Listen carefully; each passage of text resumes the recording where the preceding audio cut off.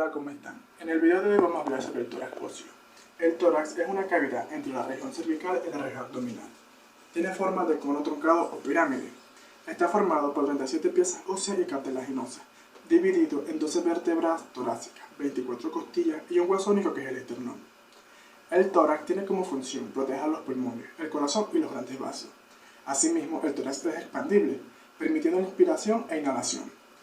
Los límites del tórax van a estar dados superiormente por el opérculo torácico, y este opérculo torácico va a estar delimitado dorsalmente por la primera vértebra torácica, lateralmente por el borde interno o medial de la primera costilla, por el borde superior del tercio proximal de la clavícula y anterior o ventralmente por la horquilla esternal. Inferiormente, o la base del tórax, va a estar dado de ventral a dorsalmente por la apófisis sifoide, por el borde inferior de los últimos 6 cartílagos costales, la duodécima costilla y la duodécima vértebra torácica. Podemos posicionar también la clavícula, que es un hueso situado en la parte anterosuperior del tórax. Junto con la escápula forma la cintura escapular. Se puede palpar por toda su longitud y se extiende del esternón al acromion de la escápula. Se considera el único medio de unión entre el miembro superior y el tórax. Presenta una cara superior que se halla justo debajo de la piel y del músculo platisma, y en esa cara se insertan los músculos deltoides y trapecio. La cara inferior se inserta el músculo subclavio, el ligamento conoideo y el ligamento trapezoide. La clavícula puede presentar fractura, una lesión frecuente en niños y adultos jóvenes. Esta puede ser causada por caídas, lesiones deportivas y traumatismo por accidentes de tránsito. El tratamiento para este tipo de lesiones consiste en el uso de un cabestrillo durante un periodo de 4 a 6 semanas y dependiendo de la gravedad de la lesión puede requerir cirugía. De igual manera, en el tórax encontramos unos ángulos. Uno de ellos es el ángulo de Charpy, un ángulo de 75 grados marcado en el borde costal y la apófisis sifoide.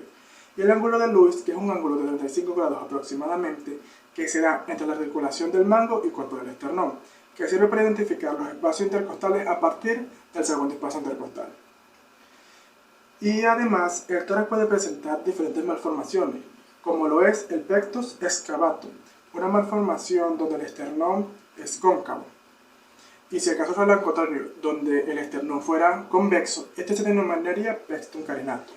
Las personas con estas malformaciones pueden tener una vida normal, pero con ciertas limitaciones a la hora de practicar deporte y ejercicio.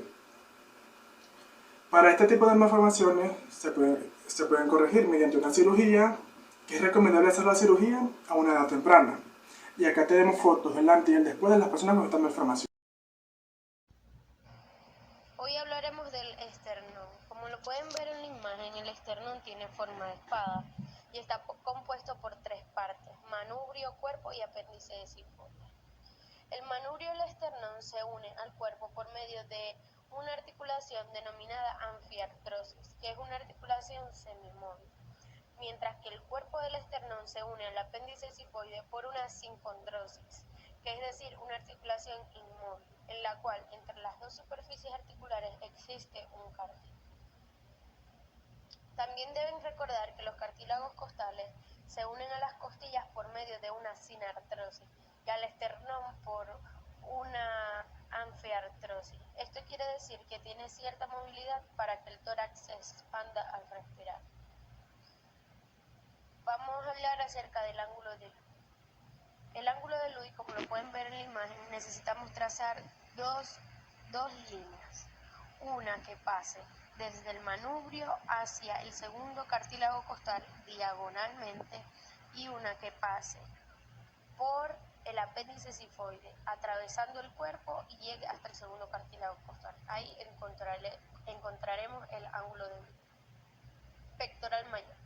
El pectoral mayor se encuentra lateralmente en la parte anterior del manubrio hasta finalizar el cuerpo, mientras que el recto anterior mayor transverso se encuentra en la parte anterior lateralmente al apéndice sifoide. Hablemos también un poco acerca de cuánto puede medir el esternón. El esternón puede medir entre 15 y 20 centímetros de largo, 5 a 6 centímetros de ancho y 1 centímetro de profundidad. El orificio de Vinel-Batista. Como pueden observar, el orificio de Vinel-Batista se marca más en hombres de raza negra. Aquí también les señalamos la horquilla external, la escotadura de clavícula en el manubrio, como lo podemos ver lateralmente, se insertan dos músculos, que es el esternocleidomastoideo y el esternotiroideo. Ahora vamos a hablar un poco sobre la anatomía de las costillas. Las costillas son huesos planos y alargados que se ubican en las paredes laterales del tórax. Son en total 24, 12 izquierdas y 12 derechas, que se unen ventralmente por el esternón y dorsalmente por las vértebras torácicas. Su longitud es variable y aumenta gradualmente desde la primera hasta la séptima, siendo esta la más larga, para luego disminuir. Su ancho también es variable, siendo la sexta o la octava generalmente más anchas que el resto. Se ubican en una dirección oblicua hacia abajo y hacia adelante.